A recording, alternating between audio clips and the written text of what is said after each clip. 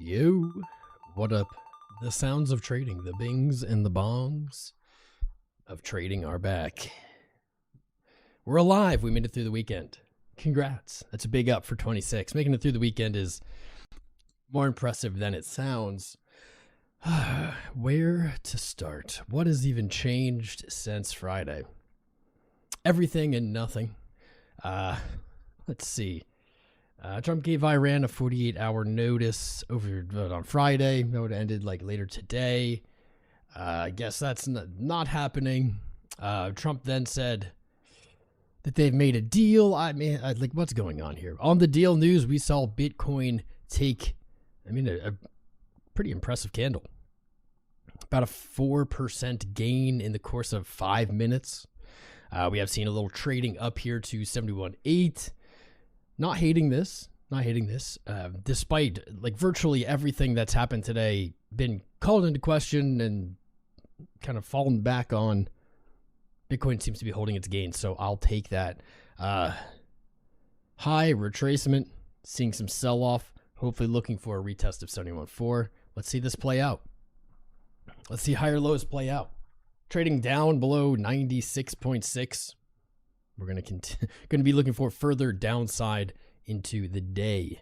When you zoom out, as nice as that green candle was, it doesn't really do anything for the chart. Here's the one positive right here. Bitcoin painting a higher low on today's green candle, making it the fourth higher low in a row after coming off of a higher high. This 67.4 holding can paint and continue the uptrend on the day. Man, crypto live streaming. I said this in the lobby. Crypto live streaming, the internet's killing it. It's savage. I don't blame you guys though, man. It has been, here we are. This is all the price action we've had since the beginning of February, and we're going to be hitting here in March soon. Stuck in this range, painting bear flags, painting ascending channels, just bearish price action after a fall. Sentiment in the gutter. We're back to extreme fear on the Bitcoin fear and greed meter. Let me pull that up because it's like getting comical at this point. It's like actually getting funny at this point. No, not yours, Binance. I don't know. Nobody cares what you think. Binance is fear and greed. We care about the original. This one. back to 8, back to single digits. And it's hard to even justify single digits at this point. It really doesn't feel any scarier. It doesn't feel any worse sentiment. It doesn't feel any like more hopeful or less hopeful, in my opinion, than it's felt for the last few months. We could see reflected here yesterday and over the weekend. I think we had kind of double digits, low double digits on the meter. And the week before, we actually saw just a little bit lighter extreme fear, a little more nonchalant extreme fear, up in the 23s, and the month before that, single digits. Like, this is, I think, accurately reflective of sentiment. And put it that way, accurately reflective. Over the last 3 months, we have seen the most prolonged extreme fear condition in Bitcoin's history, to my knowledge, or at least since this indicator index was updated or created. Man, we are really, really down here. It's pretty insane, with just 0 days not in fear since like the 15th of January. Wild. But nothing's really changed here. We are looking uncomfortably similar to November's. You can call it an ascending channel. We can call it a bear flag. We can call it a momentum leg. Really uncomfortably mirroring that price action here, even with this higher low. Bring us back to 71.4. This is the beginning of the top of the range here, acting as resistance again. Isn't it interesting when markets get these kind of overall big moves, and you get green candles or red candles, and they all seem to just move to the most recent support or resistance and stop. Markets consistently behave, I'll say, that way, as crazy and unpredictable and consistent as they are. They do seem to just move to resistance and stop, or move to support and stop, and then kind of like wait it out for the next thing, right? I wonder how we're feeling on this week. Let me put up a poll here. I do appreciate you all tuning in. Happy Monday. Please subscribe, hit the like button, share the content out, help us get into the algorithm. You guys always do a great job of that. How do you feel this week? Let's put a poll. Positive. I'll do bullish, positive, or positive. Bearish or negative. There we go. That's going to be an interesting poll. Not really. Unless you guys, maybe you're not feeling the way I think, shouldn't take that for granted. Let's see. Vote in the poll. Fringe Lord, what's up, my brother? Is TradFi here? Maybe. I don't know. I don't even think that like crypto people are here. So I would find it hard to believe that TradFi is here. Though Sailor did make another purchase again this weekend, posting about it today. This time only 71 million only. Paling in comparison to his $1 billion+ buys in the last few weeks, but at least he's buying. Also made a statement that he is raising $42 more billion to buy Bitcoin. One has to think that eventually all this buying will result in the price going up. One would assume. So far, no luck there. If it doesn't, what if Sailor just keeps buying and we have just the typical 4-year cycle? Just like down, right, until October, November, it's over, we go back up. What if it just keeps buying and that keeps happening? I think it forces you to at least examine our understanding of markets. Are markets as simple as supply and demand? I think if you boil it down into a binary black and white, if a market can only be two conditions, it's supply and demand, sure. But I think any real understanding with any nuance diverges from that. And I don't really know what direction it diverges in, though, other than away from that that simple understanding, right? What drives markets? I think largely sentiment, but then sentiment also seems to be driven by markets in like a loop. Price goes up, people get bullish, sentiment goes up. Price goes down, people get bearish, sentiment goes down. They chase each other. I'm not really sure what drives markets. What do you guys think? I think it's, I don't know.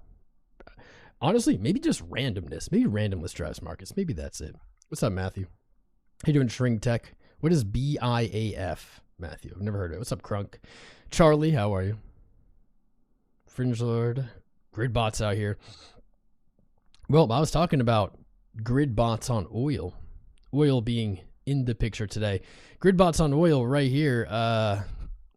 And the here we go. Like the friggin' craziness that is the world we live in right out of the range. Blam, blasted. I guess we got one short and we got a long liquidated stopped out. Range bound trading getting wrecked today as well. Being interesting, we were looking at oil versus Brent last week, and I'll be damned. I'll be damned if Brent doesn't just almost look like it's front running.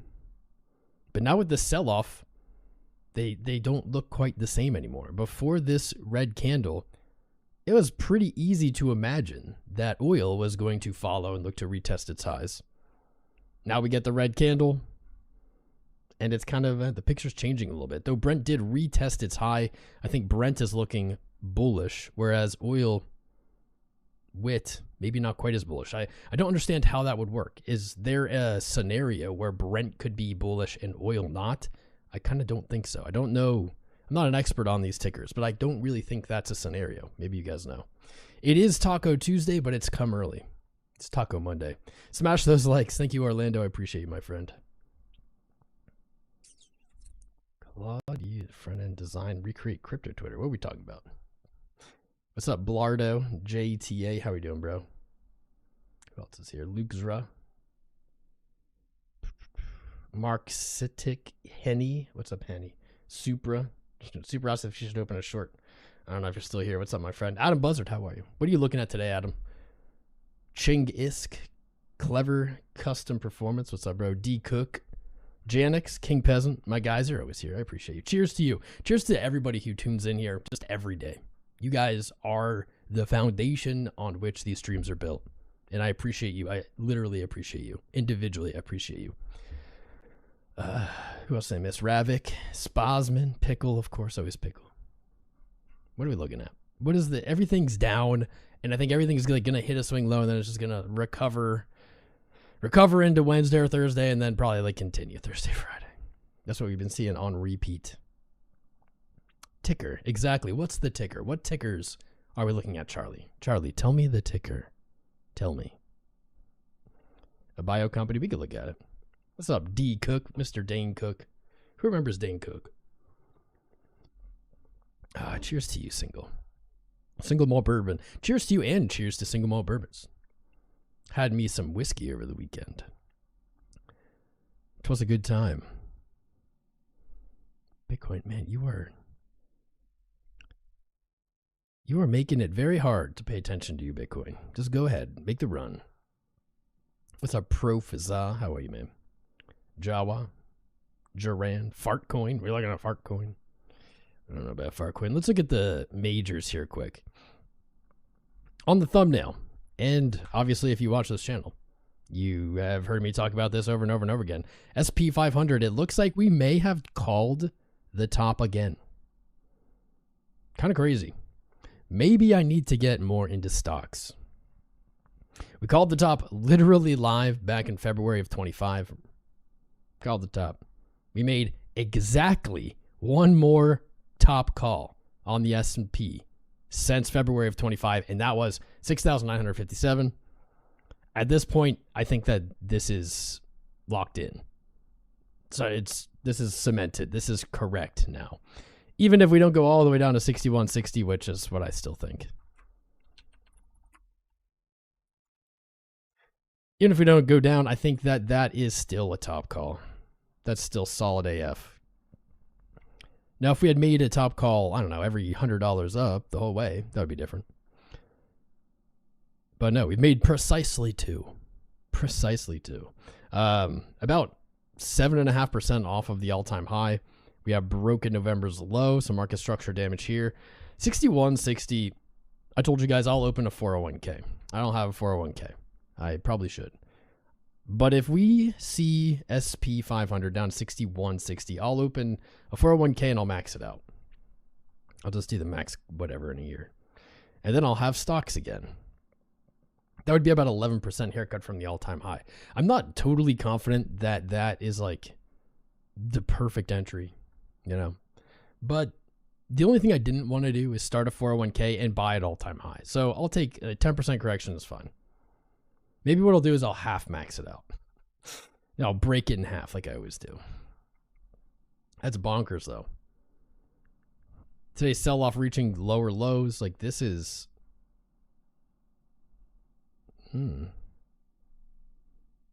Right there, it oversold. That's actually kind of interesting. I could see somewhat of a reversal here. Nah, still bearish. Laying bearish on S&P. What are we looking like for the year now? Stocks are now down for the year. Interesting. Negative 3.4% on the year. We can go back to last year and say the same thing. You're actually down 17% on the year.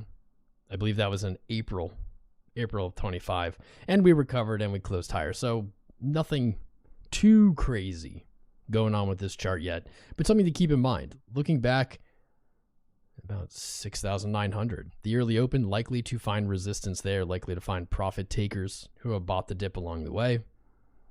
Something tells me this year has a lot more just surprises isn't the word, gibberish ahead. A lot more gibberish to come. The gibberish has really just begun, I believe, for 2026. It's really warming up. Dollar looking okay, pulling back from 100.38. But after multiple tests of resistance there, the dollar, I think, for somehow, some way, maybe when oil explodes, looking for higher highs. One sec.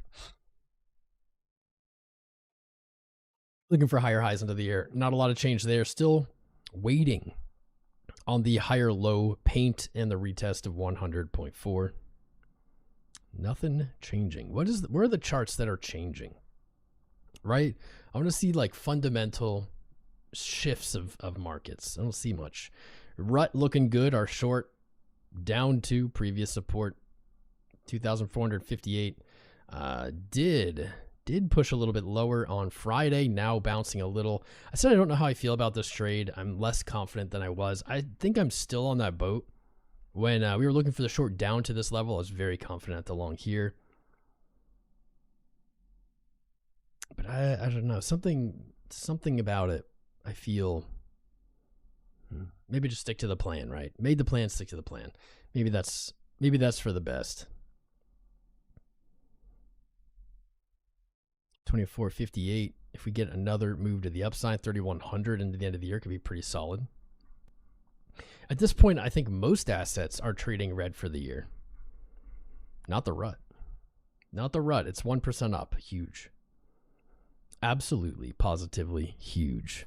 Say look at gold and silver as they are now breaking down. It is getting to the point where maybe we do have to face the music. Maybe gold and silver did top out.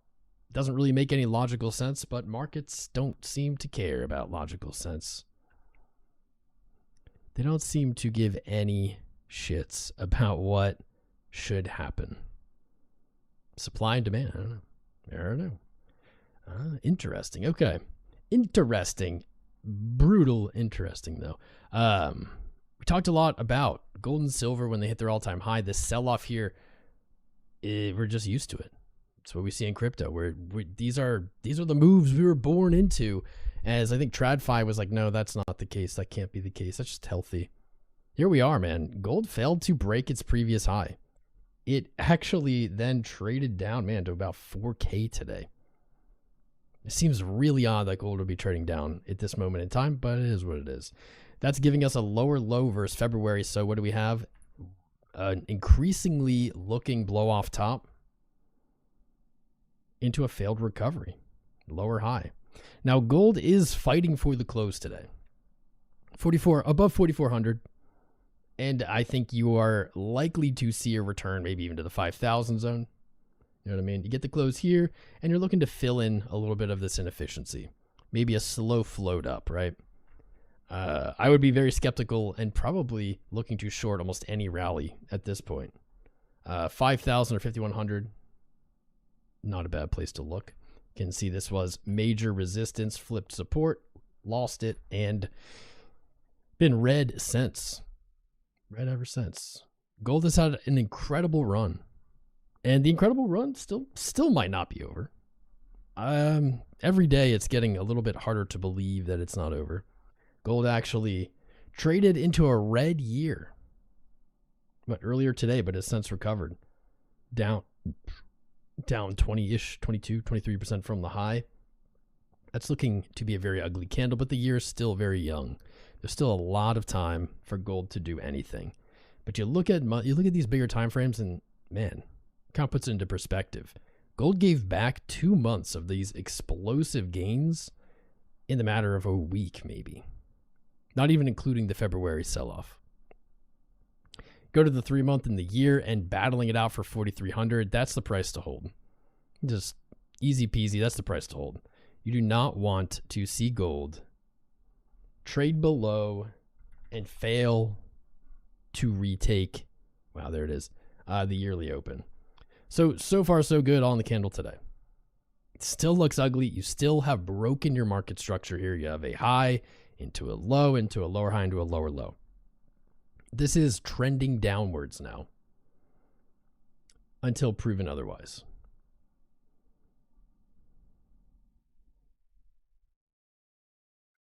I was saying earlier that I don't know what drive markets, and maybe it's sentiment. Man, the more you look at these charts and you think about what happened with like gold and silver over the last year, the more the sentiment thing kind of fits, right?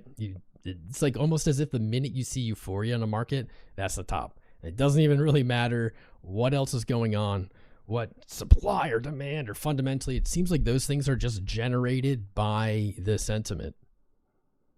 And then on the other side, the bottoms are harder because we can say, okay, like maybe a bearish euphoria marks the bottoms, but it doesn't seem to fit as cleanly. And you would kind of assume that sentiment would be two sides of a coin. Like what marks bullish tops, you would assume would be visible at bearish lows, whatever. You would assume it would just be like the flip of the coin, the other side. It would look the same, but it would be in the other direction. But I don't think it's that simple.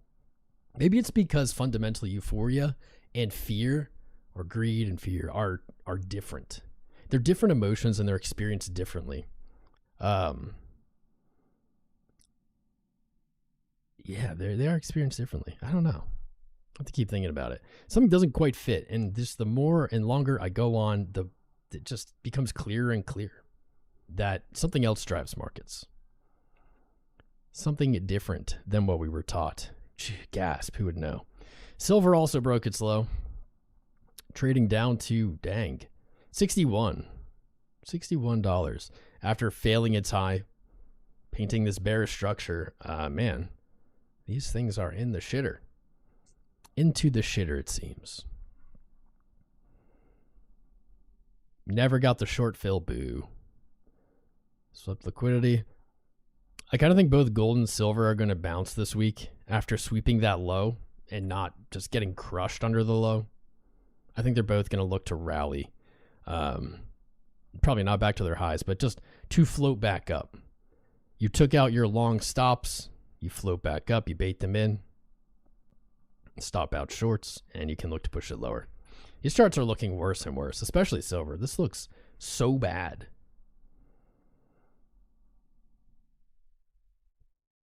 It's like you have to move into like almost complete denial to be like, this doesn't look bad. Like everything about this looks bad.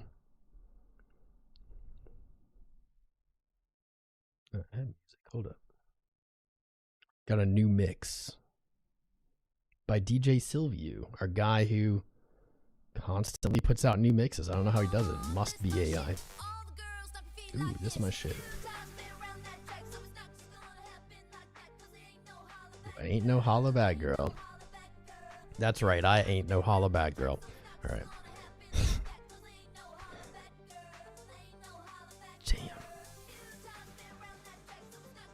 Damn. We broke our lows. We probably use our fib tool. Our fib tool is going to give us really low numbers, though. I don't really think we're going to 44 anytime soon. I think we see some kind of float into the end of the week. And if we get a push down again, I think we'll find support at 54. Look for another bounce. 54 was the previous 52.54. Previous all-time high for silver. It just so happens to be the last stop it made before launching into space. That resistance was never tested. Not on the daily time frame. I don't even really think on lower time frames like hourlies. So that is a pretty attractive price point for market makers. There is order sitting there. There's liquidity to be had. I think that it is incredibly likely we see those prices over the next, I don't know. Hell, it could be today, but I don't know, over the next month or two. What is even going on? Oil recovering as it should. It almost even seems crazy that oil went down at all on this. At all. We got ourselves in so much shit. What a wild time. As a millennial, I'm tired, dude. I'm tired. I'm tired of like just like can we just like chill? I feel like we're not chilling enough as a nation. I think we just like need some chilling. Let's just chill. Let's like be happy for a little bit, you know? We'll take a break from all this other stuff. Just like be happy and chill for a moment.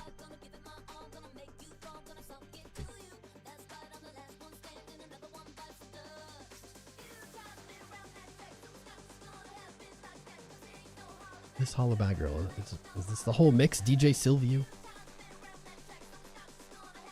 It's okay, I trust DJ 𝐒𝐈𝐆𝐍. He does have some misses, but typically he does this good.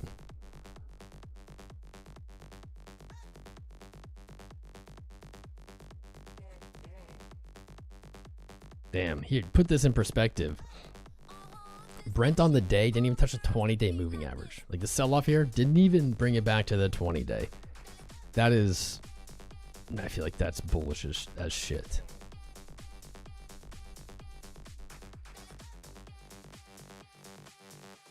Even oil just to the 20-day.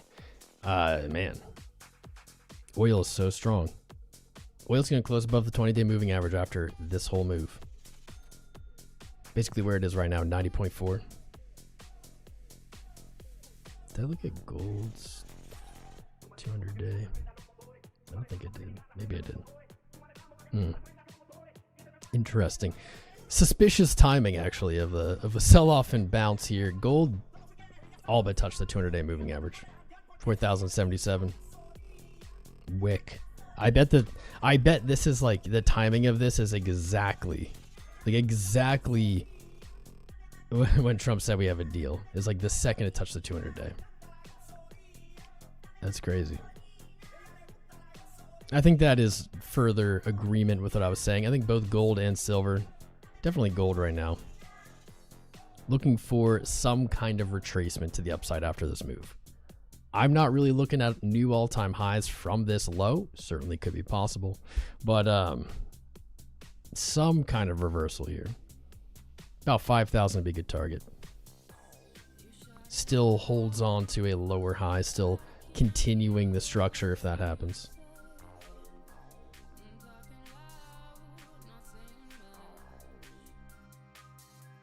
I want to be bullish. What can I be bullish on? You know, we saw this RSI chilling here on gold on the day for like a long time, for a month, and I wasn't really sure how to interpret it. It doesn't happen very often. I guess it can interpret it as indecision. But going forward, when we see this, I don't know, failure to pick a side, sideways moving around the 50, I'm going to look for continuation. I'm going to give continuation the probability next time I see that setup. Gold versus silver. Man, we made this call forever ago. Gold versus silver taking its damn time. But still looking very bullish. Actually, you know what's really interesting? Here's some, your mind is about to explode a little bit here. Gold versus silver. Okay. So basically, how valued is gold versus silver? This looks, I'll say like silver upside down. Blow off top, lower high. We just haven't broken the low here. It's kind of weird. But for the gold holders, that is good news. That is, I'd say, suggestive of looking to retest higher valuations versus silver. Been waiting. It's taking its damn time. I think we're going to see 21, anywhere from like 20-ish% or higher gold gain against silver. You either reject from the trend line, that's about a 20% gain, or you push through and you're looking to retest the overvaluation of gold versus silver. I think both of those are on the table for this year.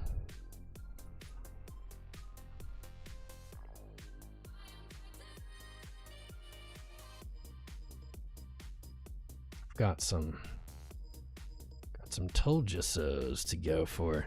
The 2-year. We talked about the 2-year. We found this FOMC earlier. We saw the 2-year yield spike at the start of March. We said the 2-year may be signaling a rate hike. Kind of interesting. We saw the FOMC happen. We saw Powell talk about inflation. We saw hawkish rhetoric. We saw really bad inflation numbers print mixed with cooling labor. And now we're hearing talk of a hike. Oh no, I just got myself off screen. Now we're hearing talk of a hike. Isn't it crazy how often we're able to predict, and I guess we can't lock this in yet, but we're able to predict what's going to happen with these. It's pretty crazy. It's also pretty easy, but it's pretty crazy. The Fed just is consistent and predictable. That's their job. 10-year. Just say 10 years going to break out. This may take longer. Nothing yet. Probably it came down. There it is, 7 o'clock. Honestly, I think that a lot of the times that we see, Trump go back on things, taco, whatever you want to call it. I think it's when the 10-year is starting to escape. The 10-year starts to escape and he gets phone calls from the shadowy overlords and they say, you cannot do that. You have to go back. And then he goes back and then it goes back down. What was it back here? January of 25? That was in the beginning. Was it May? I forget what the last one was. I'll have to go back and look. I'm not going to just randomly talk if I can't name the dates.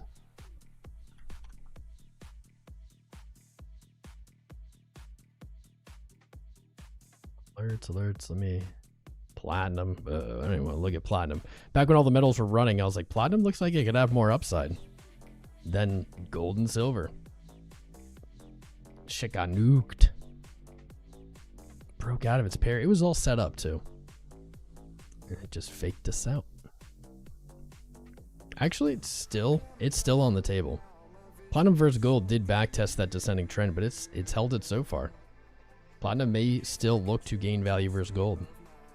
Let's throw it over to the chart here.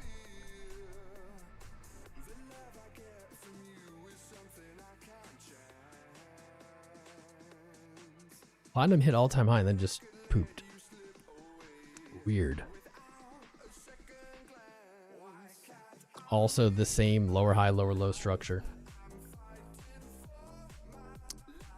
Yeah, until further notice, I'm bearish on metals, but metals could all be printing the same thing. They all could be lower high, lower low, looking for like a descending wedge and then finish a rally later this year. Or even into Q2, who the hell knows?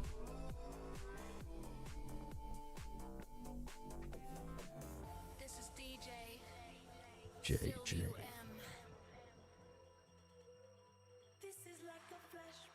Platinum also almost switched 200 day. Close but no touch. Will markets moon or dump if Trump chooses himself to replace Powell? Chris, that's my bet. That's my bet. I said Trump. It's either Trump or Powell. Will they moon? Well, Chris, this is my opinion. And I think like any informed opinion would likely agree. If Trump names himself the chair, like, I mean, like, let's just assume somehow that you know, that it happens, right? We don't even go through any of these steps of why it probably shouldn't or couldn't or whatever. And then we'll assume that he, in this position, it's not just he gets this position, because that's not really relevant. What people would think when they say that is like, that he becomes the Fed chair and then also just like dictates what the Fed does, you know, steers the ship. We ignore the voting. We ignore and he steers the ship. If Trump just drops interest rates to 0 or negative, probably would ignite quantitative easing as well. Would our bags moon or dump? So here's probably what would happen. The entire world would dump U.S. Treasuries. Why would you hold on to U.S. Treasuries in that scenario? Like at all? You probably wouldn't. That would likely rock markets. That likely would probably nuke the dollar. But that would ignite insane hyperinflation. Like we're already inflating. We're probably still hyperinflating behind the scenes. But like World War II Germany hyperinflation. Like maybe by the end of the day, your paycheck is not able to buy food or something weird. Would our assets go up? Yeah. I mean, in inflation, you can pretty much define inflation by asset prices going up. It's a bigger picture than that, but really that's what it is. It's like when asset prices are going up, they would likely all go up. But what would happen to the value of your dollar? So they would go up in dollars. But what would the dollar be then, right? People talked about, well, Bitcoin's $1 million or whatever, then bread's $10,000 or something. You hear people with these weird arguments like that. And those are super exaggerated, but it's like that concept of if your assets double and your dollar's purchasing power is halved, you haven't made anything. You're where you were. On paper, you've made money. Maybe you have more taxes. On paper, you've made money or whatever because number go up, but you effectively haven't gained anything. In the scenario where the dollar drops more than 50% when asset prices double, now you're actually losing even though it looks like you're winning. It's a super complex, very delicate system. The US has had the luxury of being the US because we have been stable and predictable issuers of money and debt. If in this made up scenario, Trump nominates himself, makes himself Fed chair and controls the Fed, that will, and I don't care what you think about Trump when I say this. If you think he does a good job or bad job or smart or not smart, doesn't matter. It's irrelevant what you think. The world will not see us as a stable issuer of currency and debt and will not want us to be the world reserve. Like, there's no way around it. It doesn't matter. It would be a very weird scenario. And that's why I often say positive things about Powell and the Fed, because I think that they have done a good job. When I say a good job, I mean they have navigated us through shitty circumstances like COVID, and they have largely held the confidence of the world, and that's not actually their job. The dual mandate's their job, but at the end of the day, that's what they do, is they continue that legacy of stability. And that doesn't mean they pump our bags. That's not their purpose. And oftentimes they'll do things we don't like that might make numbers go down. Certainly not saying that they don't make mistakes or that everything they've done is correct. But what they have done is they've continued that confidence. And that is the biggest loss. Largely and reasonably, we probably lost a lot of confidence globally already. I think the one anchor that we have to the world's confidence in our money is the Fed. And I think messing with the Fed is a really bad idea for the country. You know, long term, maybe how that looks. It is fun to talk about. What's up, Chris Bax? The like count is 69. You can't. That's fair. Dang, I think I just lost internet for a second. This whole chart just reloaded. Hopefully not. Imagine Milena as Fed chair. There we go. Honestly, I nominate Milena over Trump. Really, it should be me. I should be the Fed chair.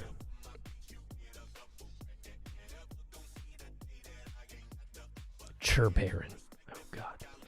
The thing is like when Trump puts someone into this position. I mean, he put Powell into this position. Inevitably, Trump is going to, like blame that person with whatever happens. Even if he does what Trump wants him to do, which I think is the worst possible decision. We need to keep this in mind too, everyone. There was a time where we were all really hyped on interest rate cuts.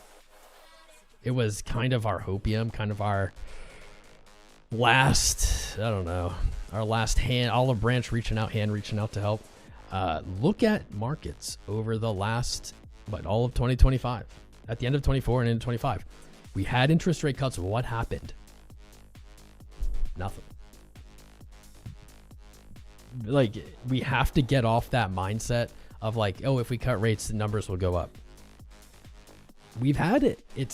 We did it. We've already taken them down. What was it? Like 100 something basis points. Mortgages haven't gone down. 10-year yield hasn't gone down. Stock market hasn't really gone up. It almost makes you wonder, would the stock market and the assets be doing better if we never cut rates? I think on the other side of the coin, an interest rate hike is likely going to lead to markets dumping too. And that brings us back to the beginning of the episode of, I no longer know or no longer believe I know what pushes markets.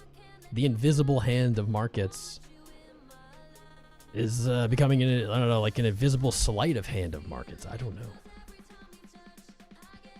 The funniest and most ironic things happen. That's why I think it'll be Powell again. Somehow, some way. And I made that prediction like a while ago. And then at the last FOMC, last week's FOMC, someone asked about his chair, whatever, blah, blah. And if no one was nominated, was he going to stay on his chair? And he said, like, apparently, I didn't know this, that is the protocol. Is if no one is nominated, no one is agreed upon, no one's put in, into the position, that the existing chair just remains the chair, which makes sense. I just didn't know that. And what was funny is it opened the door to that reality, to my call of Powell remaining the Fed chair. Weird. He's so weird. So I think Trump will nominate himself. I mean, dude, I think Powell being the Fed chair is more likely. But I wouldn't put it past Trump to at least suggest that he should be the Fed chair. 442 watching. Let's go. What's up, Crypto Crank? We had some new names. I've been in the zone. What's up, Bones Jones, my guy? What's up? Welcome back. BTC Amir, Cactus Leo. Who else I missed? New names: Goss 700, Chris Pax, Lucky Coin, Randy Greer. What's up, bro? Verhoofdy. It's been some very quiet streams lately. We had that big flow of all the metal interest. I don't know how to stay on top of that. Like, what is the trending thing that people are looking at in markets? The answer is there's probably periods where nothing, I think right now is a really low period for trading in general. It's just coming off of a very high period.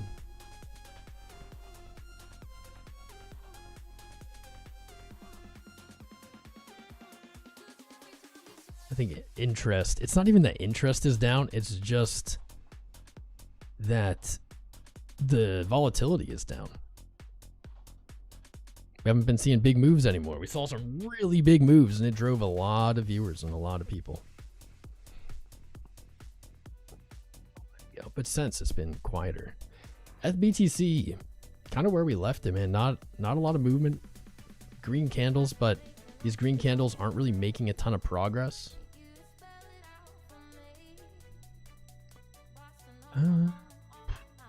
I do think FBTC is rolling back over. I think, like I said that at some point over these last weeks.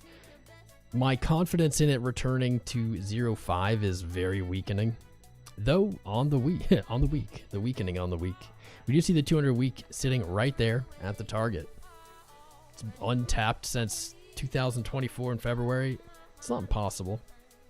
It would be a very strange setup, though, to imagine Ethereum rallying that hard against Bitcoin, nearly doubling in the current market conditions. It's hard to imagine that. It does need to be said that the entire bull run, or part of the cycle as we know it, we saw Bitcoin dominance rise, and that did not fit what we've seen in previous cycles. So In previous cycles, we've seen Bitcoin dominance rise and we've seen alts get slaughtered in these pairs. It does stand to reason that maybe we do see it. I am not going to call for it. I think that is a low probability call. But there's something there. You know, we kind of saw an inverse of what we've seen in the previous cycles when it comes to dominance in alts. Maybe that continues out. Maybe we see these rally during a bear market. I don't know. Seems weird. More speculation during a bear market, maybe. But I don't really have much else here for that. I don't have much else here for this chart. Ethereum broke a high, holding this low. I mean, under 0.28, you're probably in trouble. Hold your low here from the last day or two. Looking to retest your descending trend. 0.333. Ethereum's just favorite price against Bitcoin, 0.3333. Probably looking for a test of it on a move.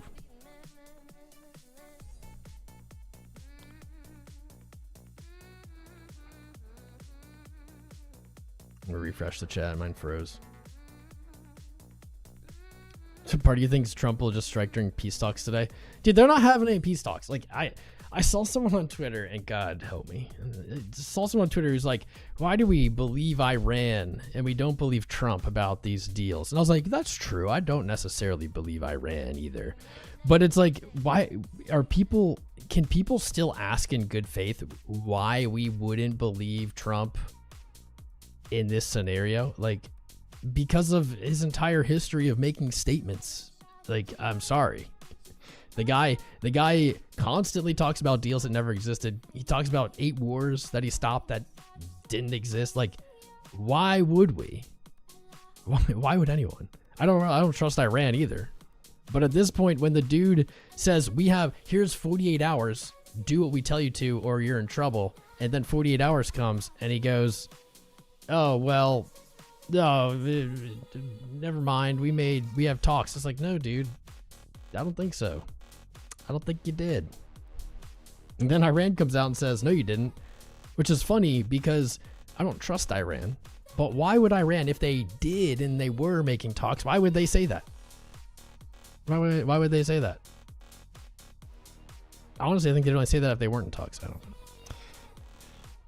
The world is ridiculous, dude. I mean, the guy lies. He lies all the time. It's just like factual. Like, ask Grok.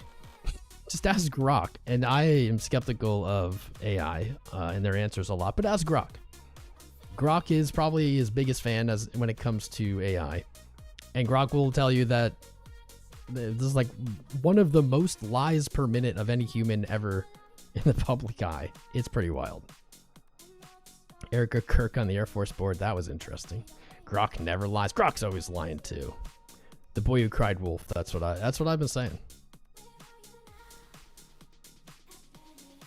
Says it every day. Nothing changes. Exactly, dude. Dude, the biggest L, honestly, dude. You guys, I criticize America all the time, but I do love America. I grew up here. This is my home. I truly love America. I'm just not as proud as I've been the majority of my life, or as happy with the direction it's going. But it's the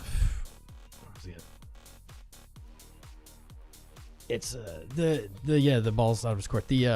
When you give like an ultimatum of like, you have 48 hours, and then they don't care. It's like, bro, you just folded all your cards. You're the world's worst negotiator.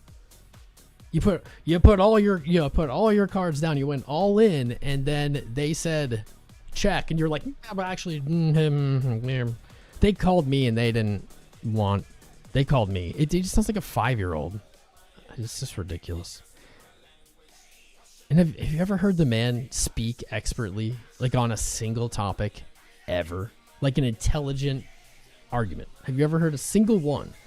And I will just take any. I'll take one. It does not have to be something like a bajillion examples. It doesn't have to be a recent example. I don't think I've ever heard him speak intelligently about a single topic.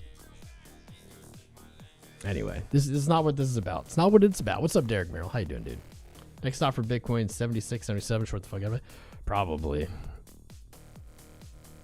6667 67. I can't believe we're not at 80.5. Again, though, like making any call on price for Bitcoin is just such a,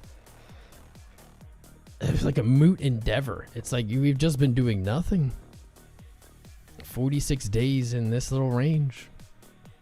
77, 76. I mean, at the top of the channel again. Absolutely on the table. Bitcoin Gold, Amir? Sure. Yeah, Bitcoin Gold should have done some reversing recently. I think I actually pulled it up and then... Yeah, I didn't really look at it. Floating up. On gold weakness, Bitcoin gaining. Not really surprising. We have looked at this a good amount over the weeks, and it's like you were so close to your previous bear market low. Like before the last 2-3 weeks when we were here, I remember talking to you guys and saying, like, in a 4-year cycle, assuming a 4-year cycle exists still, because it does until proven otherwise. We are so close to Bitcoin being at previous like bear market lows from 2022.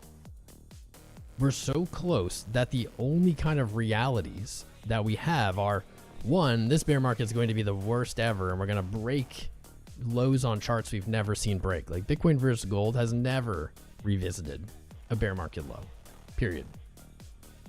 Never happened. So was it going to happen for the first time this time? I mean, it's possible. It's a possibility. Or the other outcome, and this is the one I was leaning to in the hopium sense, was that we get some kind of, even if it's short-lived, some kind of bounce on these charts that gives us more time to complete the 4-year cycle, right? Maybe we trend up for like at the end of this quarter, maybe next quarter, a little bit regained on this as well. Maybe come up here. Maybe, I don't know, gold returns to some low value. That's probably what would drive this. And then into Q3, Q4, we see that trickle back off, maybe a higher low. Then like October, like where the 4-year cycle bottom would be, mark to bottom, and then we continue up, right? And it looks just like it's always looked. We saw that on many things, but Bitcoin Gold was a compelling one because I don't think that we are going to have the worst bear market ever. I don't think we're going to break these lows that we haven't broken on pairs. I do think it's reasonable to say, well, we could retest the low. We could come back and retest the bear market's low, even though we haven't really done that. There's some grounds for it. Back here, 2018 and then 2020, we retested that pair low. We did have the COVID crash. There's a lot of stuff going on there, but that would have some precedent of like, okay, double bottom, sure. Or, we still could move down, not double bottom, but just get close. We didn't really make progress to the upside. And so if we don't really see a lot of progress from the downside, like we have in previous markets, that might make sense, right? Those were the only two real scenarios I saw, and there we are. I mean, there it is. Bitcoin Gold floating back up, like just in time, exactly in time. It's funny how markets have, they just have that ability. You see a chart, and before this reversal, you'd be like, man, that's so bearish, it's going to continue down. Doesn't look like anything's going to stop it. And it's like, well, it doesn't really have much room to go, so it's probably going to reverse, and it does for just no reason, right? Gold all of a sudden stops rallying. Very few people saw that coming, if anybody. Silver stopped rallying. Bitcoin didn't do anything, so making it the weirdest of all the scenarios is Bitcoin's gaining against gold simply by doing nothing. Simply by watching gold fall and it not falling. And there we are. Actually bullish engulfing the previous month.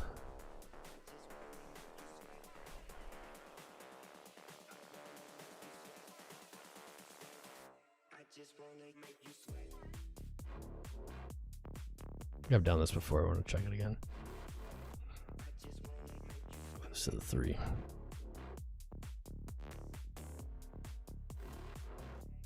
without getting too crazy, I could see gold gaining, or Bitcoin, sorry, gaining against gold to the tune of like 30% more pretty easily. I mean, it definitely can do more than that. But I think conservatively, back to the 2100, or not 2100, it's like 2.1. What is it? But like I said, was it like 30%? 30% pretty reasonable.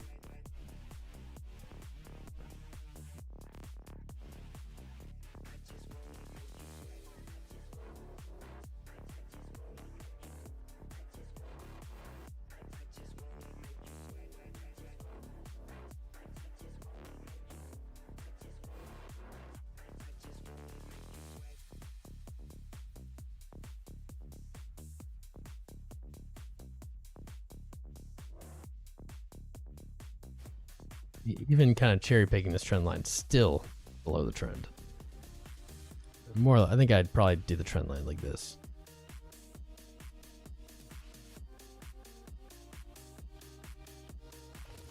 Go Bitcoin versus gold, go.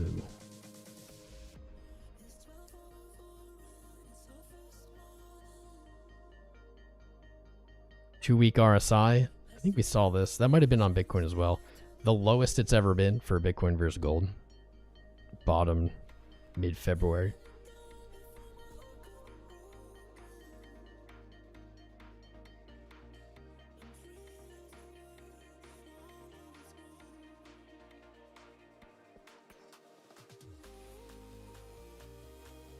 I heard Robinhood is the worst performing stock in the S&P 500.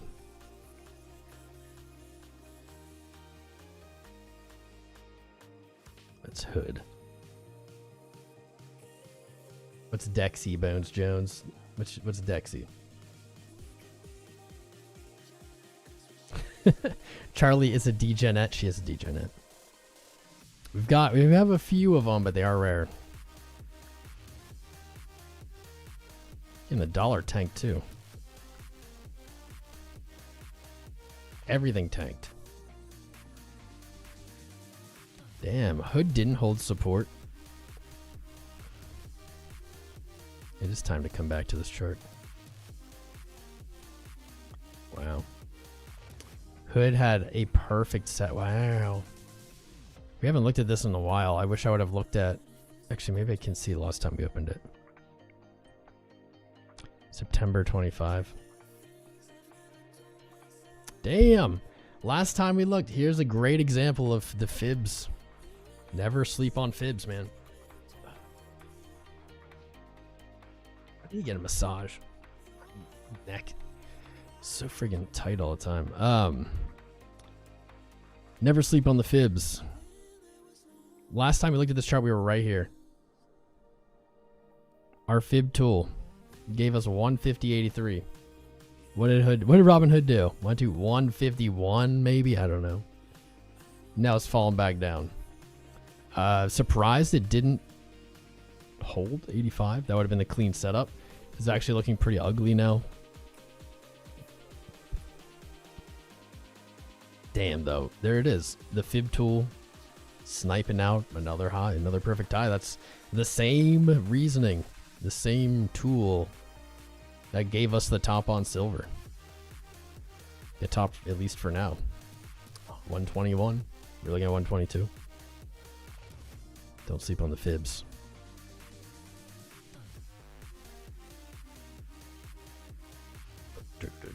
We need more degenets. Charlie, how do we get more degenets? Dang, Hood's down 36% for the year. I mean, it did close 200% up last year, though. So, it's all perspective.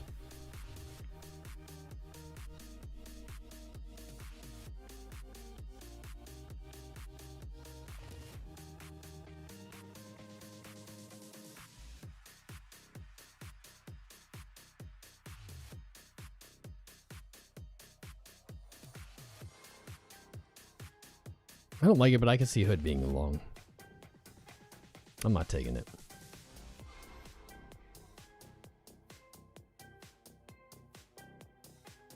For Hoopty, what's happening there? I own 88 too, so I don't live under the stairs. What was he saying? What? What did he say to get that reply? I'm curious. I don't even see a guy named that. Maybe it's live chat. Dang, now I want to know what he said for Hoofty. What's up, Harry Beaver? You just want to make... Yeah, dude. Well, sleep, bearish on sleep again. I guess sleep's not on the menu this year. There you go. Telling them about RSI, educating them. Be longer or shorter right now, bro. I mean, Bitcoin, neither. Not unless you just want to hold the position for another friggin' month. You had to prove you're a woman during the stream June last year, Charlie. I can only imagine. Can only imagine how. There's plenty of ladies in our community. There's plenty. Certainly when I say plenty, 90% dudes, but there's almost certainly a few other ladies tuned in right now that can hear us. They might just be lurking. Girls don't like charts? That's not true. That's not true in my experience. In my experience, women actually are really good with charts. It's, I think in general, women are not encouraged to kind of pursue math-esque type things.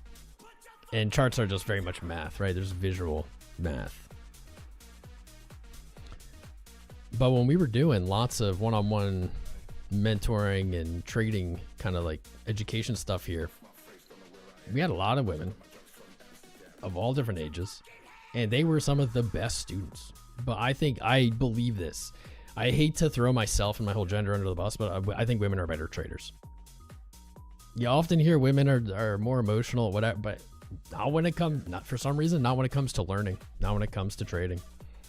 They were so much more patient. They were willing to like actually listen and learn from instruction. It was like pulling teeth with dudes.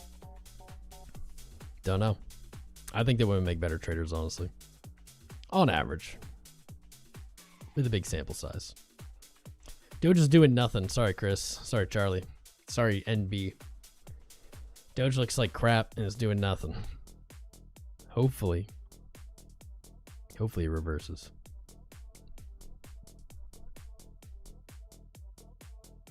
Doge BTC doesn't look good either.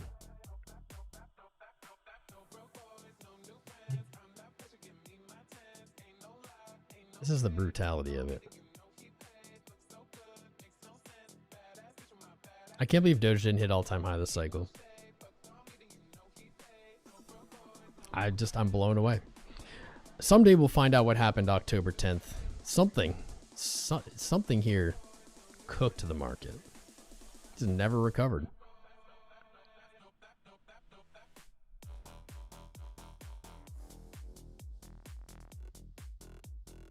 Elite sales director.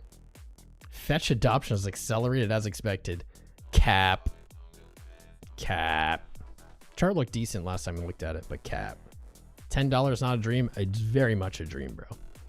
Sometimes dreams come true though, but it's very much a dream. And the question is, are you on time? No, no, none of us are on time. We're all way late.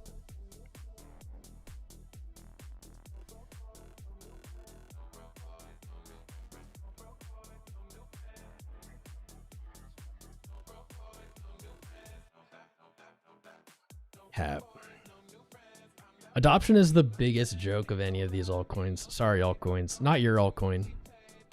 Not yours, but it's the biggest joke, man. You hear adoption literally every single narrative for every single altcoin. And just, dude, there's not. Realistically, who is using any of this? I know a lot of you out there have a coin that you love. You're like kind of maxi-esque about it, but like, do you actually use it all the time? And don't lie to yourself. Like, guys, I love my Litecoin. Doesn't love me back. I love my Litecoin, but I don't use my Litecoin ever. I don't do anything. The crypto I use the most is freaking Tether. On Tron. How do we get girls interested in charts? Is just Such a question. We gotta make charts sexy. Hot tub charts. Hot tub streams.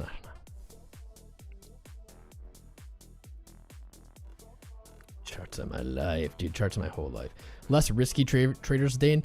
Dave, I think that is a factor. They're more risk averse, but the reality of trading is risk averse is success. Like trading, I think I can put it this way, and maybe I'm off base here because I'm just ranting on this topic. Is perhaps like in talking in generalities, men see trading as like more risk is better. And of course, risk and reward are a balance, and there is no real answer. But at the end of the day, capital preservation is the winning in trading and all these gambling types. But then women are the opposite. They're trying to minimize risk, while men are trying to maximize risk when it comes to at least trading. Maybe. And if it isn't exactly that, it's like in that direction. That I'm telling you, I coached in 2021. I personally one-on-one coached hundreds of people from our community, hundreds, if not like over 1,000. And obviously the sample size was smaller for women, obviously smaller. It was bigger than you'd think it'd be, more than 10%, but on average they all did better. All of them don't know, they can do it. I don't make the rules. Maybe get the guns out. All right. Your biggest fear is that your ex would be a better trader investor than you. Yeah, that would suck. But at the same time, maybe, I mean, yeah, if she's rich, that's fine. Yeah, that won't be bad. I'll take that. What's up, Vegas Claw? James, so someone, way to just jam that in there. So someone who's half man, half woman is the best trader? I guess so. I suppose. Yeah, trading is about risk management and preservation, and so down risking is more successful on average than up risking. Like, just in general. It's a good debate. I have real experience. I believe Trump came from the Simply Orange company. My experience is anecdotal, but I believe it's strong evidence.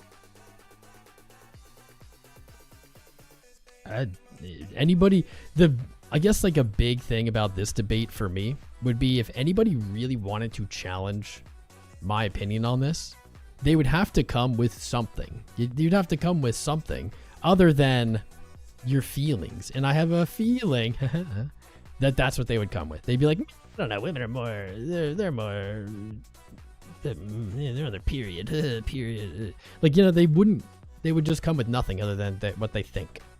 And I can come with just like experience. This looks overextended. This looks extendido. $2 to $7. Now, if you would have brought me this a little bit ago, kind of brought me this a month ago. When did this bottom?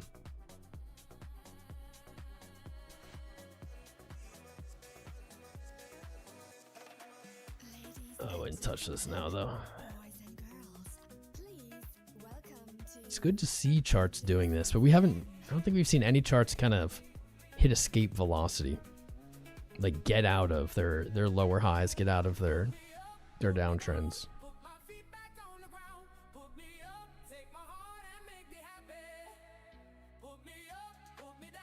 I wouldn't touch it. It's interesting, but I wouldn't touch this one. If I was going to touch this one, I would go short. I would look for a short. 750. It's like right where we are.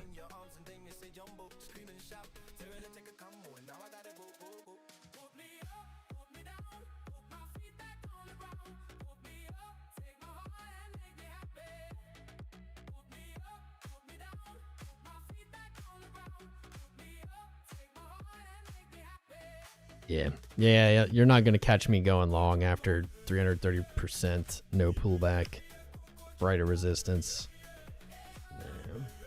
Like, yeah, you can even extend this back and visually and think about it. Like, this has been kind of the price, you know?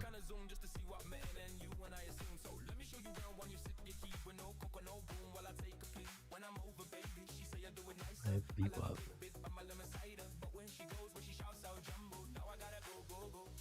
Why is that not working?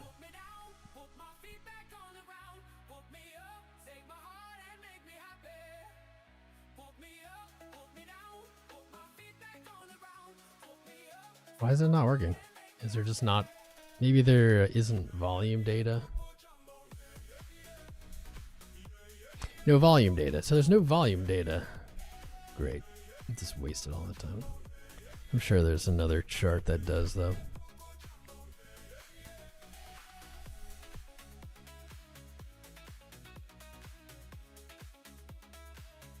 It's a pass from me, Doug.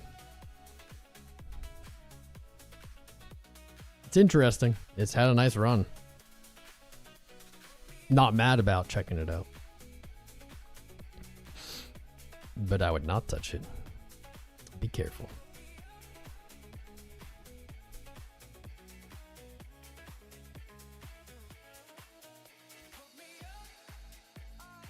God, how are these markets so boring lately?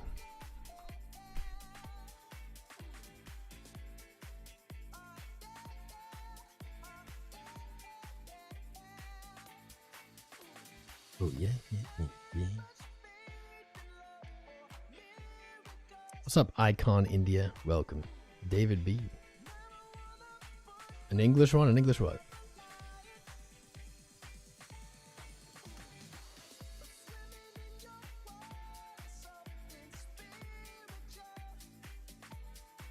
Yo, Sharknado, what's good, man? What are you looking at today?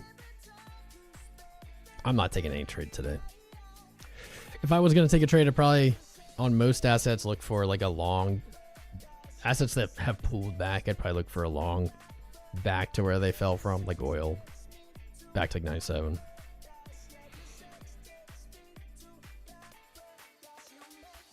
Like silver, gold, yeah. Both silver and gold, I was saying earlier, probably looking for a retracement into this week on this sell-off. David B, my guy. Vegas call, you crack me up, dude.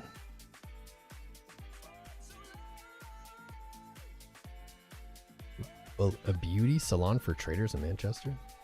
Can I go? Microstrategy, Chris. I've had some awesome calls on Microstrategy lately. I don't know if we're gonna hit that 170. But from 100, we didn't quite hit 100, but from 100 we hit 45% so far.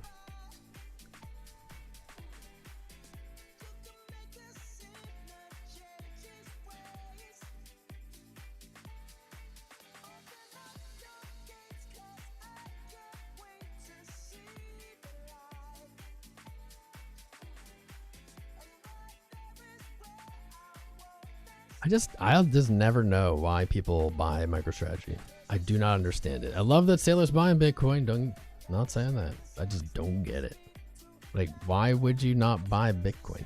I guess I understand the concept of if MicroStrategy is under NAV for its Bitcoin holdings, then buying it, because like I guess like in theory, then you're buying it. You're buying Bitcoin cheaper than Bitcoin, and like, that's part of the game that they're playing. But why? I don't know. Like I said, why don't you just buy Bitcoin? I don't know. Whatever he's doing, they're buying a lot of Bitcoin though. Maybe someday they'll start buying it on the market instead of OTC. What's up, Craig Bone? Let's see you, brother.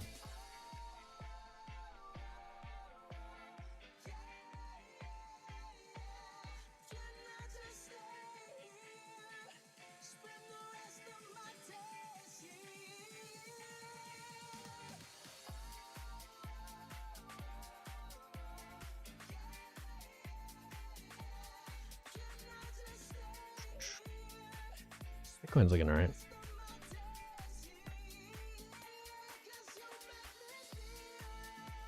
The end to MSTR for the 11% yield. I suppose. I mean, But is it yield in dollars or is it yield in stock? All the YouTube lives are Indians. Fair enough. Fair enough, bro. I mean, yeah. Yep. Well, I mean, subscribe. Join us. We're here daily. We've been live trading, charting on YouTube for 7.5 years, more than that. In English. Not in any other language. I don't speak any other languages, so don't worry.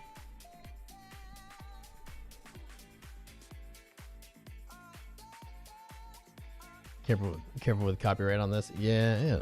So basically what happens, very rarely will like something bad could happen. Like if you play something mega copyrighted, like Michael Jackson or like Disney songs, like it's possible that your stream can be shut down, like just turned off live. That used to be what happened when you played like any copyrighted music when I started streaming. Now it's different. You have to like, the people who own the music rights have to like set that to do that, if that makes sense. Like they get to choose what happens when their music is used, and most of them choose to just basically rev share. So any ad revenue after the stream's live that it generates, they get like half of it or whatever, all of it, depending on what they set. Or they can set it to like strike you, which I don't think is very common anymore.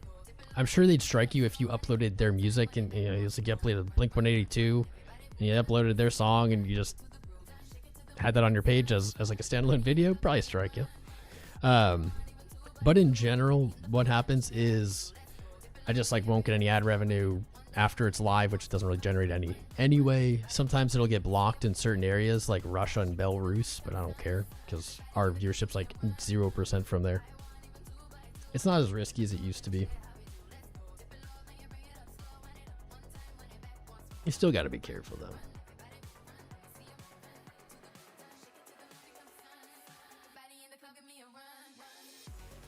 They purchase more Bitcoin per share than existed before. The Bitcoin yield increases, aiming to maximize value per share rather than paying a traditional cash dividend. Yeah. I mean, I think my point's still valid. Is why would you not just buy Bitcoin unless it's under NAV, unless it's under the value of those holdings. I do speak Cantonese, but you'll never hear it. It's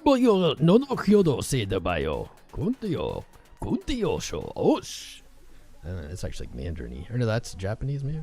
Or none of the above, actually.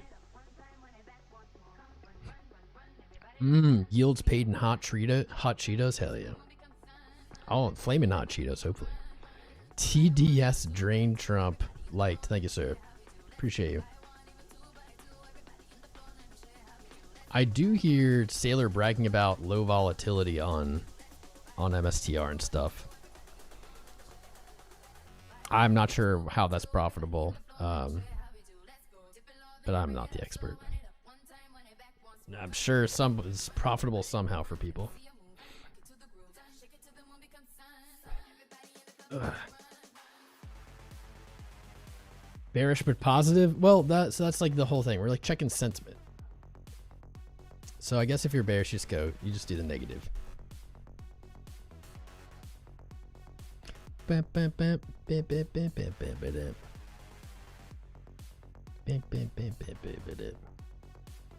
Freaking daylight savings time, dude. Why? Dude, our country is like such a failure. How in the F do we still have daylight savings time in 2026? Just can't even get that shit together.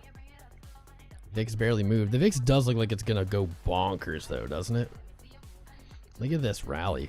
This looks like the strongest of rallies. Like crazy strong. Is there even... that kind of happened here and nothing happened though.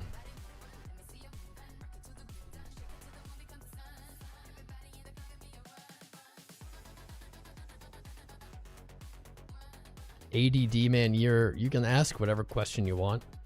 Can't promise I'll be able to answer. Can't promise if I do answer that it's the right answer, but I can promise I can do my best.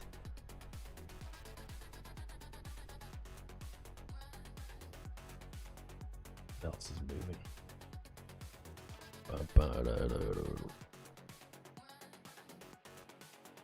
You can do me. You can do me a solid by hitting the like button and subscribing.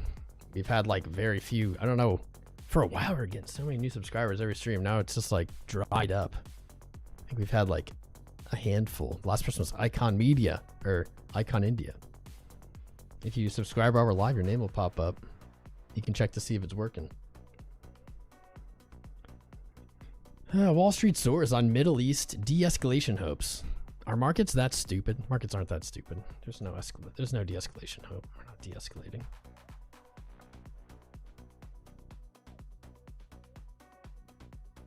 Long time Tesla bull flips to sell. I haven't checked in on Tesla in a little bit. In the mix with DJ 𝐂𝐲𝐶. Oh, ooh, ooh! I thought we nailed it. Tesla failed all-time high. What? It's kind of a weird. That's kind of a bad call right now, I would say, to flip bearish on Tesla.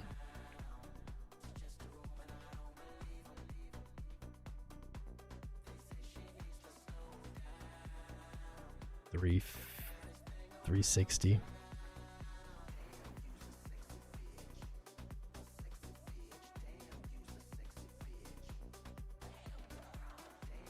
It didn't follow. I thought it was gonna go higher low back to all-time high. Broke your low, trading down. I think you trickled to like 360 and then I think you pop again.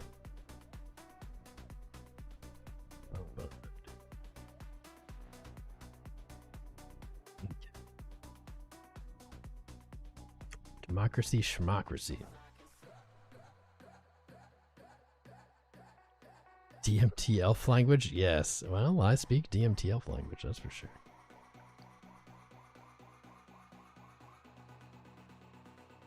What was proven to be unhealthy? What has? What's up? Welcome back, by the way, Hunt Like a Wolf. I remember you saying it was your first stream a little bit ago. MSTR low volatility, 8% drop. Okay, so yeah, maybe it wasn't. It's not. I get all the other stock tickers, all the tickers, mixed up. It's not MSTR. It's one of the other ones, STRK or I don't know.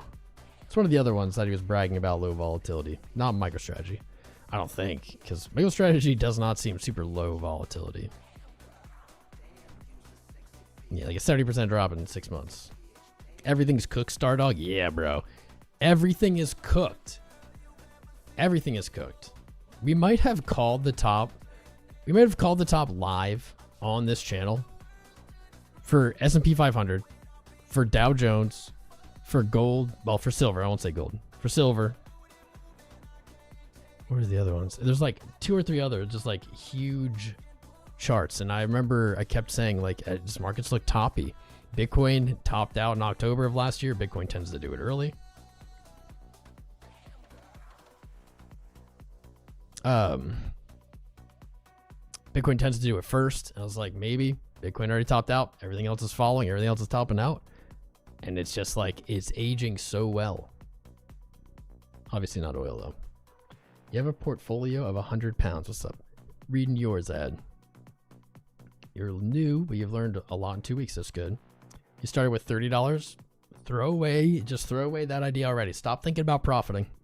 Stop thinking about that you're up or down. Stop thinking about that. It's too early. Don't think because what you've done has worked that means it's going to keep working. That's the biggest trap.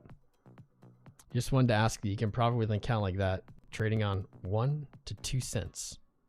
Not exactly sure what you're asking. One thing I can tell you that in 2 weeks, having a 3x return certainly is a story that's way more common than makes sense mathematically, but is not a good indicator of how it's going to keep going. What that does, what it means, but from someone who has been trading forever, this is like my jam, means that you're way over risking. A 2x return in 2 weeks is mathematically unsustainable. Means you're taking on too much risk. Can you profit with an account like that? So yes, you can profit with any amount of money. You also can more probably lose that amount of money, but you can profit. There's no minimum to profit with. It depends what you mean by that, though. Do you mean, can you take that $100 and live off of it or something? No. I mean, unless your monthly bills are like $1 or something, and even then, that's probably too much to ask. 10% a month, that's too much to ask. You don't need a certain size of profit. But I can tell, and this isn't you, I'm not attacking you. It's I've personally taught thousands of people, maybe thousands. And I've heard and I felt what you're saying here. It's the excitement when you start trading. A lot of people will have kind of a little winning streak, especially when they start for whatever reason. I'm convinced exchanges let you win. When it's like your first trades, they let you win. I don't know, get you hooked. But I can tell you that you are over risking. You are betting too hard with the capital you have. And you've gotten lucky, and that's good. But trading isn't a game of luck, as weird as that sounds. Trading is gambling, just like World Series of Poker is gambling. There is skill involved, but it is, at the end of the day, not really about luck. It's not really about what cards you get. It's about knowing the odds and gaining a small edge over time and winning. What you should probably do, not financial advice, is I would stop actually trading.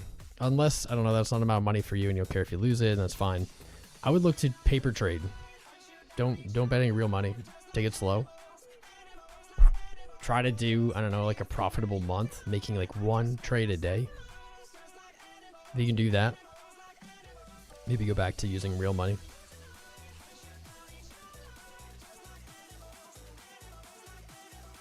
They meant increase and make more without needing to add more all the time. So the reason you need to add more all the time is because you're over risking.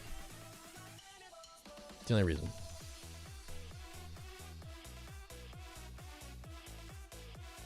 I like talk about like a 1% rule. So if you have $100, the max you should, this is, you know, rule of thumb, the max that you should lose on a trade is $1 or $2.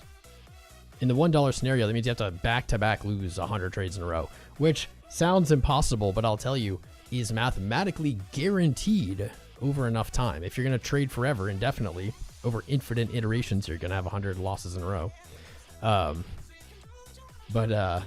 The whole point is that you will have, just statistic basically dictates, like, you know, you flip a coin 50-50, flip a coin a million times, you're gonna have streaks of 10 heads in a row, you know, streaks of 10 tails in a row, and you're gonna have a lot of heads, tails, right? Good trading takes that into account, and it prepares and it insulates against those losing streaks because they guaranteed come. Doesn't matter who you are. The best traders in the world still have losing streaks. The best traders in the world actually are much worse than you'd imagine. When I say worse, I mean they're not hot shots. They're not Wolf of Wall Streets. They're very boring numbers quantity people who might make 1,000 trades and they might win 550 of them. They might win 510 of them. They could definitely have much lower win rates and still be profitable, but that's the point. What's up, Usama? Am I open long or short? Neither, man. I'm not trading shit today. If I was looking to long or short Bitcoin right now, I'd probably long Bitcoin to 71.4. It's not a big move. It's about 2%. Leave you emotionally scarred. I'll leave you more than emotionally scarred, Vegas. Chaz getting spicy. We're gonna have to have Charlie here more. She's spicing it up. STRC was the ticker I was thinking.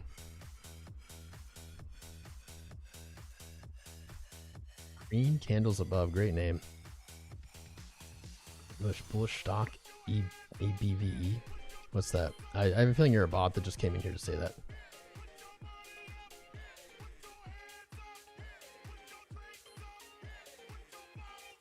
Talking about the trades I show on my channel. I'm not sure how that works. What are you talking about?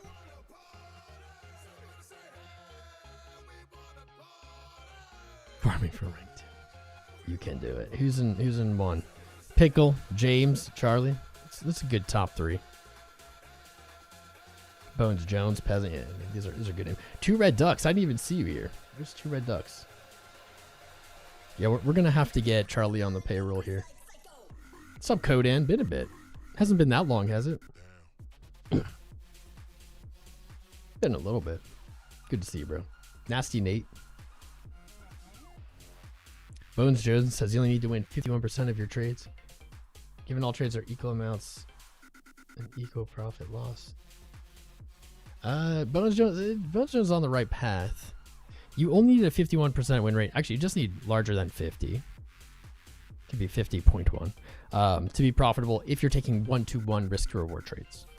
So meaning every trade, you know, this is made up number. Like every trade you open, you have a take profit for, let's say, $10. Like when it goes up, or whatever, it goes up, your $10 in profit closes. Or if it goes against you and you are down $10, it closes in that loss. So 1-to-1, meaning your win and your loss will be equal. You just have to have about 50%.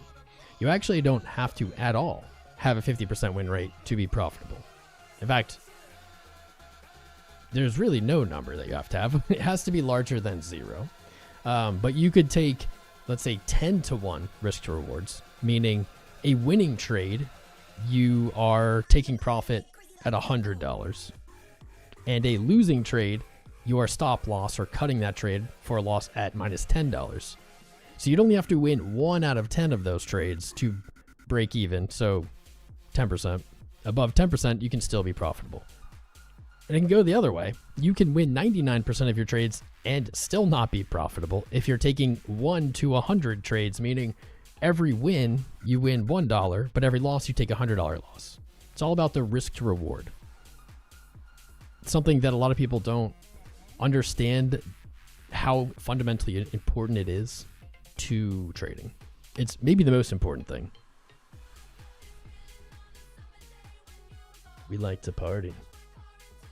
Oh no, the wife she broke her wrist. I hope she's doing all right. I used to snowboard, you guys know, like my whole childhood, and I broke both these bad boys.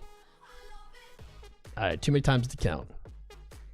What's up, Trading Lab? You've seen their channel. Wait, is Trading Lab here? Ah, what's up, Trading Lab? My guy. I thought you were calling me Trading Lab. I was like, well, honored, but Trading Lab, what's up, brother? How are you? Are you, crap, I forget your name. I met you in Dubai, though. Because I just remembered you as Trading Lab. Are you that person or are you someone else at the channel? Cheers, though, you guys. Yeah, let me give you a little shill. Give you a shill. These guys make awesome content. Awesome content. I don't know if they do live streams. Good, because then we're not in competition. Yeah, but they make awesome videos. Big inspiration for our channel and the videos we make. Educational, trading stuff. Great dude.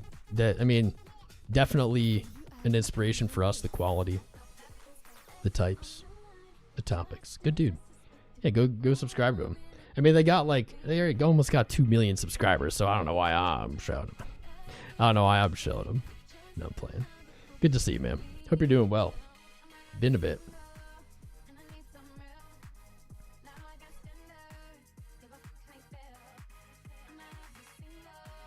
Yeah, Charlie's starting to stream.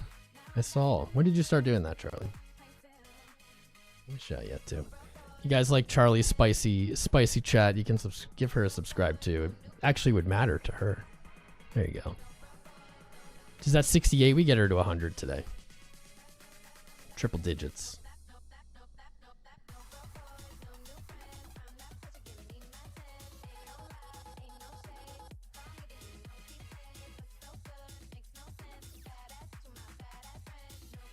James will smoke together at the end of this run. Let's go, bro. We're all gonna rip some blunties at the end. Don't worry.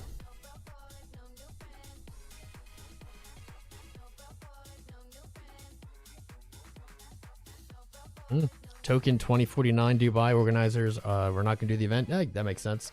I wasn't gonna go anyway.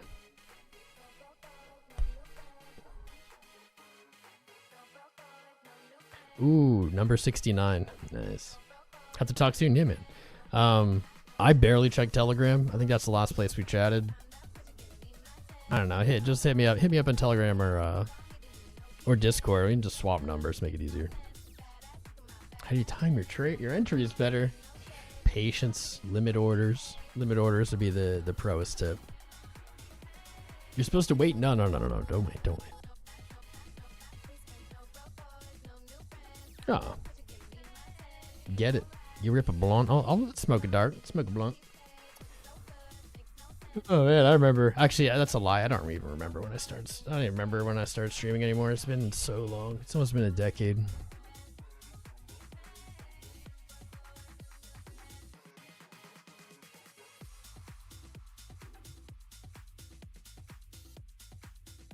It's almost been 2 hours. This is probably a good time to wrap it up. I appreciate everybody tuning in today. I know it's boring as hell. We bear market bottom numbers here, but we have bull run top quality of viewers. You guys are the best. I really do appreciate you guys tuning in, especially on the days where it's slow. You know, when it's spicy and there's all kinds of energy and people, I still appreciate you. But that's when lots of people are here. But you guys keep the torch burning through the quiet times too, and I appreciate that. Make sure you've subscribed, signed up with our exchange partners in the video description below. If you do, you will get access to our VIP roles in the Discord. It's free. Jump in there. Go ahead, just subscribe to Charlie. I just did. I realized I wasn't subscribed. There we go. We're going to be live again Wednesday at the latest, or whenever, I don't know, when a new war starts, or Chair Atkins is speaking tomorrow at noon. Maybe we'll be live. We'll see. We'll see. I appreciate you tuning in, guys. I love you. Stay classy.